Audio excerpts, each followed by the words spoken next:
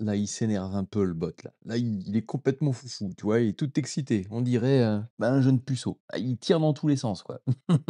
Bon, je suis en train de tester une version un peu plus, agressive, pour pouvoir, mettre en place l'apprentissage du, robot de trading. Si t'as pas suivi les premières vidéos, c'est pas bien, ça veut dire que t'es pas abonné. Mais ici, on est en train de, mettre en place un petit défi de créer un bot de trading qui est, 100 piloté par l'intelligence artificielle. Et il y a du taf. Mais ceci dit, c'est intéressant. On a quand même construit, pas mal de choses, on récupère beaucoup de données et on débug, plein de petits problèmes et des problèmes, il y en a eu. L'objectif que je vais avoir dans les prochains jours sur ce bot de trading, c'est un améliorer le système d'apprentissage. J'ai créé un système de buffer, un gros tableau dans lequel je vais ranger, tous les différents ticks, les, différentes cotations du marché, de telle sorte à, les donner à manger à l'intelligence artificielle, tout du moins à un modèle d'apprentissage. Tu vois, à la fin, ça me fait un petit fichier zip dans lequel on va avoir pas mal d'informations qu'on pourra utiliser en production. Ce qui fait que tu pourras faire plusieurs versions d'apprentissage qui pourraient, par exemple, être utilisées en fonction de différentes conditions de marché, par exemple. Mais bon, là, on n'y est pas encore. Pour l'instant, il y a encore plein de petites choses à régler. Pour essayer de t'expliquer un petit peu et simplement comment est-ce que ça fonctionne, dans un premier temps, j'ai créé un agent d'intelligence artificielle. Alors, pour les plus férus d'intelligence artificielle, bien évidemment, vous pouvez rajouter vos compétences dans les commentaires. Je vulgarise à balle parce que moi-même n'étant pas un expert de l'intelligence artificielle, je préfère utiliser des propos que j'arrive à maîtriser ou tout du moins utiliser des images pour faire comprendre les choses. Bref, on a un agent et cet agent-là, il est là pour apprendre. Uniquement pour apprendre. C'est le premier bot. C'est le bot qui va tout simplement faire n'importe quoi. Et quand je te dis qu'il fait n'importe quoi, je te laisse regarder le truc. Il part dans tous les sens. Ça prend du sel quand c'est du buy, ça prend du buy quand c'est du sell, enfin bref. Et il me fait perdre beaucoup d'argent. Mais c'est pas grave. Il est là pour apprendre, il est là pour mettre en place les choses. Et donc à lui, eh bien, on va lui donner un certain nombre d'informations. Ce que j'ai fait, c'est que cet agent-là, je lui ai donné plein de petites entrées, des inputs. C'est plein de petites données que l'on met dans l'agent et après lui, il se débrouille. Il va prendre une décision.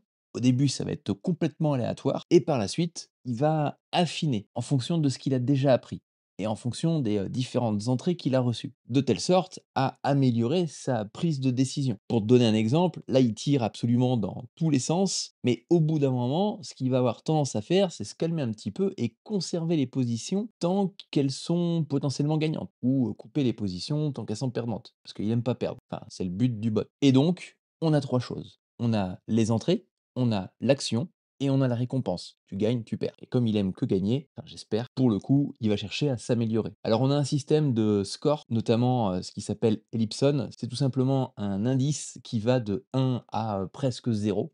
Enfin, l'objectif, c'est qu'il aille le plus proche de 0. Et encore une fois, pour essayer un petit peu de vulgariser la chose, quand il est à 1, bah, il prend tout et n'importe quoi. Et quand il se rapproche de 0, bien, il a appris un peu plus de choses avec les différentes données qu'il a reçues. Mais ce que j'aimerais, c'est aller beaucoup plus loin dans l'idée. C'est de lui rajouter, au-delà du fait que bah, il va se prendre des ticks dans tous les côtés pour pouvoir apprendre. Un tick, c'est une cotation hein, en trading, c'est un nouveau prix. Je voudrais lui ajouter autre chose. Un input supplémentaire. C'est pour ça que j'ai construit comme ça l'agent. C'est-à-dire que concrètement, je peux lui ajouter autant d'inputs que je veux pour lui donner autant d'informations que possible. Là, actuellement, il y a un truc comme 6 inputs que j'ai rajouté, 6 entrées, 6 informations. Mais je voudrais lui rajouter une information supplémentaire qui est le sentiment du marché. Parce que ça, je pense que c'est important pour pouvoir faire en sorte que le système puisse aussi prendre le contexte, ce que tout le monde pense du marché, ce que tout le monde lit du marché.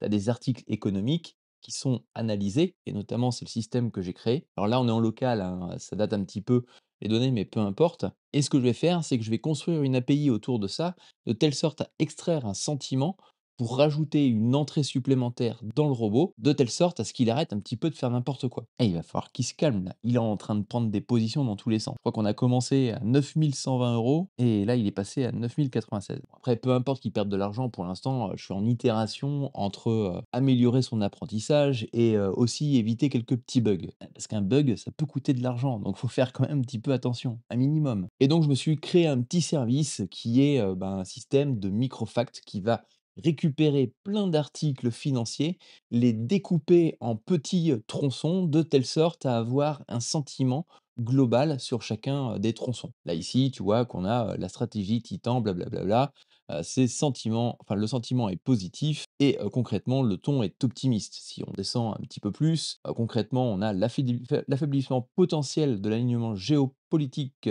entre les, États-Unis et leurs alliés pourrait compromettre le flux de capitaux étrangers vers les États-Unis.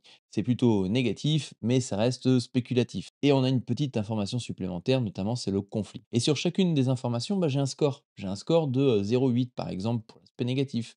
J'ai un score de 0,7 pour l'aspect spéculatif. Ce qui va faire que bah, ces petites informations te rappellent simplement que l'intelligence artificielle aime les valeurs allant de 0 jusqu'à 1. Ce qui fait que là, bah, il va être un petit peu content, plutôt que d'avoir une valeur 1 pour positif, par exemple, et 0 pour négatif. Ce qui fait que bah, je vais pouvoir filtrer les données, par exemple, sur le dollar. Ici, je n'ai que du dollar américain, mais je pourrais très bien partir uniquement que sur de l'euro. Ce qui fait que bah, quand tu es sur un produit financier comme l'euro actuellement, bah, tu vas prendre les informations du dollar et de l'euro, ce qui va te donner un sentiment de marché. Bah, on n'est pas encore rendu à tout ça, mais je te documente beaucoup plus précisément au fur et à mesure les différentes informations sur mon canal Telegram. Il y a beaucoup de personnes qui s'inscrivent en ce moment, donc je les remercie déjà énormément. Et pour le coup, bah, ici, tu vas pouvoir retrouver toutes les avancées supplémentaires, les idées que j'ai et que je vais faire rentrer dans, les, prochaines semaines sur ce petit bot et puis aussi, tu vois, les petites vacances que j'ai passées en Italie. Mais ça, on s'en fout. Allez, en attendant, on retourne coder.